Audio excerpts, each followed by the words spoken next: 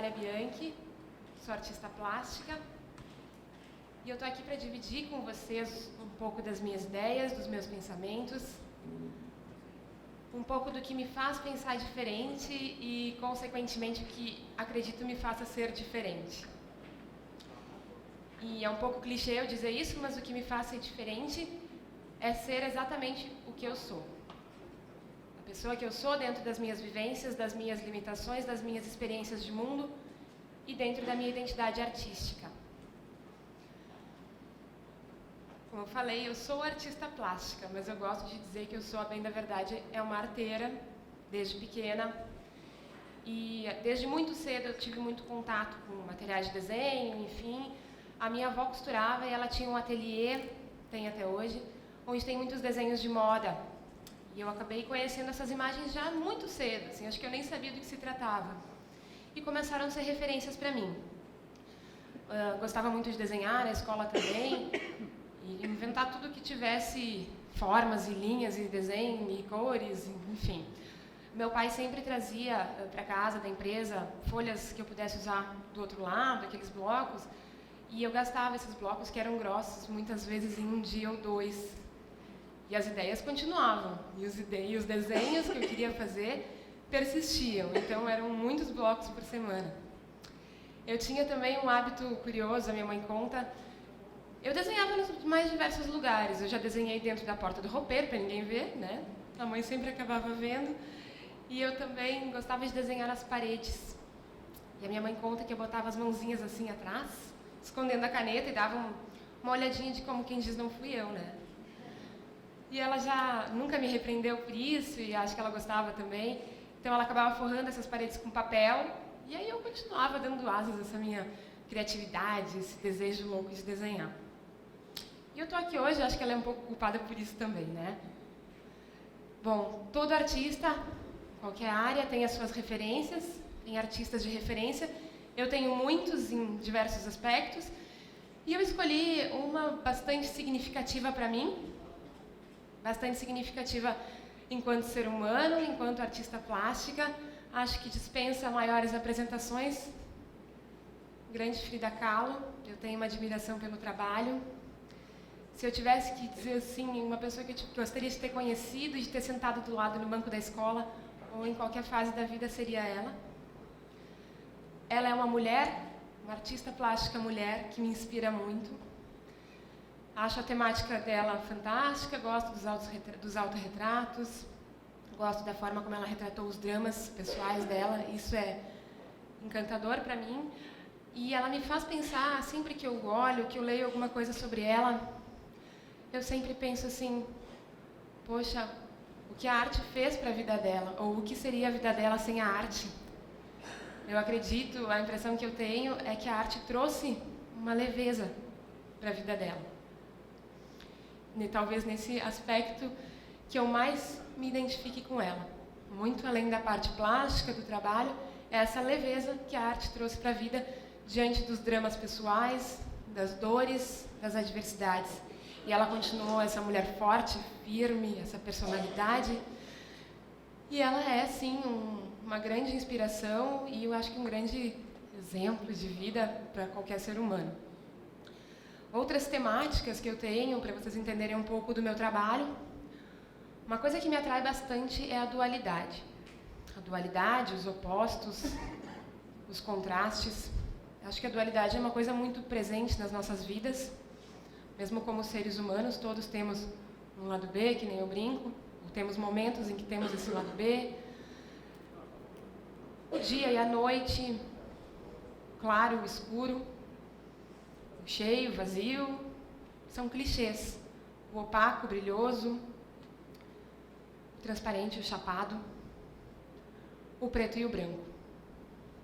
Falando dessas dualidades e falando de preto e branco, entra numa outra temática muito recorrente do meu trabalho, que é um gosto, eu juro para vocês que não é mórbido, mas eu tenho um gosto pela escuridão. A escuridão é uma coisa que me atrai, que me instiga, que me fascina. E quando eu falo da escuridão no meu trabalho, eu falo muito do preto. O preto é muito significativo para mim.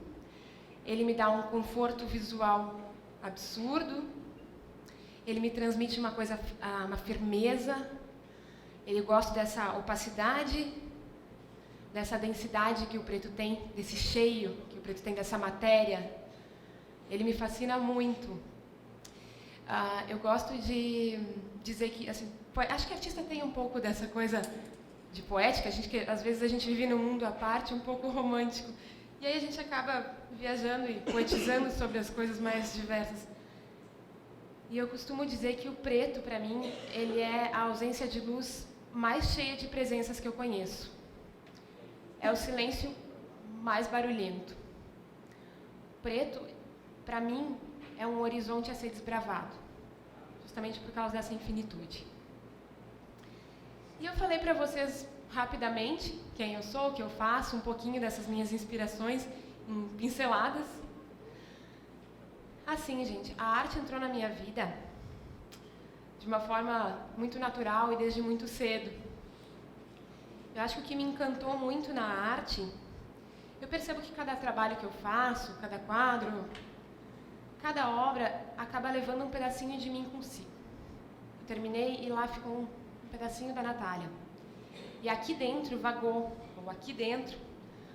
um espaço para novas inquietações, novos questionamentos.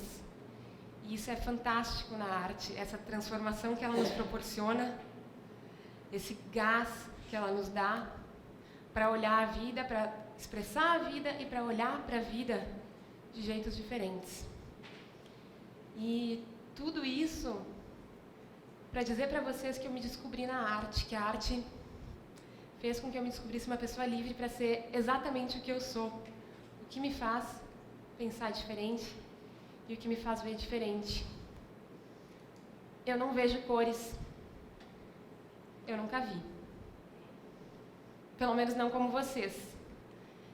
Eu não sei como elas são. Elas não servem de referência para mim. A minha vida é preto, branco e cinza. E não é menos colorida por isso, vocês podem ter certeza. Realmente eu tenho uma deficiência visual. Na verdade, eu tenho baixa visão. Uma das doenças que eu tenho dentro da baixa visão é, então, a cromatopsia, que é um tipo de daltonismo. No meu caso, esse daltonismo gera cegueira total às cores. Didaticamente falando, eu imagino que seja para vocês como ver uma TV em preto e branco. Se eu colocar do lado uma imagem colorida e uma imagem em preto e branco, eu não percebo a diferença. A menos que a luz esteja estourada ou a sombra esteja um pouco mais forte. Mas assim, já mudando então um pouco a luminosidade daquela imagem. Nesse caso, eu vejo tons mais claros e mais escuros. Eu não sei o que é o verde, o amarelo, o azul, o rosa, o vermelho. Nem por isso eles não vibram dentro de mim. Claro que daí você deve me perguntar, uma artista plástica, não vê cores, e como é isso na tua vida? Como tudo, como todas as dificuldades que a gente tem, como todas as limitações, sejam elas físicas ou não, nós temos que acabar desenvolvendo estratégias para conviver com elas, né? Nos adaptar ao mundo com o que a gente tem. Como eu nasci com isso, eu não sei o que é ser diferente, eu não sei o que é ver diferente. Então, eu acabei naturalmente criando as minhas estratégias pessoais. Eu não divido o meu armário por cores. As pessoas me perguntam muito se eu divido as minhas roupas por cores ou não. Eu não divido, eu deixo elas misturadas. Eu presto atenção em outras formas. Como eu não preciso da cor, a forma é importante, o volume é importante, a textura, a linha. Eu presto atenção em outros elementos que para vocês a cor normalmente é a primeira referência. Quando eu pergunto, aconteceu uma situação engraçada há um tempo atrás. Fui gravar um curta justamente falando sobre o meu daltonismo. A equipe toda era envolvida sobre esse assunto, me conhecia, sabia que eu ia chegar lá e que eu não via cores. E eu fui perguntar assim, onde ficava um determinado ponto turístico da cidade. E uma das pessoas da produção me respondeu assim, tá vendo aquela casa rosa? Rosa não, né, gente? Então isso acontece muito, e acontece até hoje com meu pai, com a minha mãe, com os meus irmãos. É natural, com os meus melhores amigos, e as pessoas aprenderam a perder um pouco desse constrangimento, porque é tão natural para mim, se torna natural para as pessoas.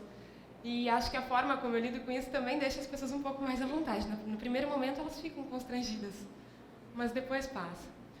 Uma sinaleira nunca foi problema para mim, eu nunca precisei usar as cores dela, né?